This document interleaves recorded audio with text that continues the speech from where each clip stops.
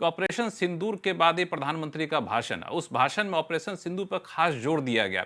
ये क्या मैसेज देता है पूरे डिफेंस सेक्टर के लिए, आत्मरक्षा के लिहाज से?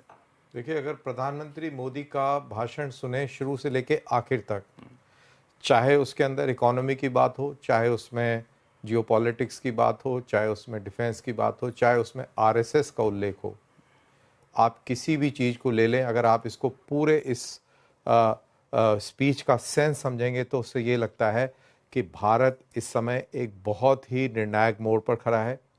ऑपरेशन सिंदूर जारी है, देश युद्ध की स्थिति में है, चाहे वो जियोपॉलिटिक्स की बात करें, टैरिफ्स को लेकर बात करें, चाहे आपके ऊपर सैंक्शंस की धमकियों को लेकर बात करें, या आपकी जो स्ट्रेटेजिक ऑटोनॉमी है उसको लेकर बात करें, तो ये पूरा का पूरा स्पीच कहीं ना कहीं भारत को, भारत के लोगों को मोटिवेट करने वाला स्पीच लगा। और ये भारत को बताया जा रहा है और इस स्पीच के ज़रिए कि हमें अपने पैरों पर खड़ा होना है। चाहे आप किसी भी इस स्पीच के किसी भी धागे को उठा के देख लीजिए, वो पूरा का पूरा फोकस उसका भारत को स्ट्रॉन्ग करने की बात को लेकर है 2047 तक। और उन्होंने इस चीज़ का भी जिक्र किया कि लोग अपने आर्थिक लाभ के लिए परिस्थितियों को बदल रहे हैं।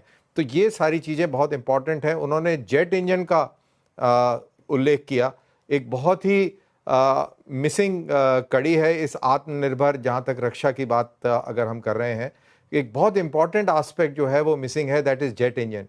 हमने चंद्रयान की बात कर ली, हमने मून के ऊपर एक स्टेशन की बात कर ली, हमने सारी चीज़ों की बात कर ली, डीप सी एक्सप्लोरेशन की बात करी, और रेयर अर्थ मिनरल्स की बात करी, सारी चीज़ों की बात करी। और उसी बीच हमने इस दुखती रग पर भी हाथ रखा कि हम अपना जेट इंजन नहीं बना पाए हैं। तो ये कहीं ना कहीं एक कंसर्न भी दिखा रहा है, भारत की एक डेस्परेशन कह लीजिए या कमज़ोरी भी कहीं ना कहीं दिखा रहा है। तो ये सारी चीज़ों को अगर आप जोड़ें तो आपको लगता है, मेरे को ऐसा लगा कि ये स्पीच एक उस प्रधानमंत्री का था जिसका देश अभी युद्ध में है। बिल्कुल।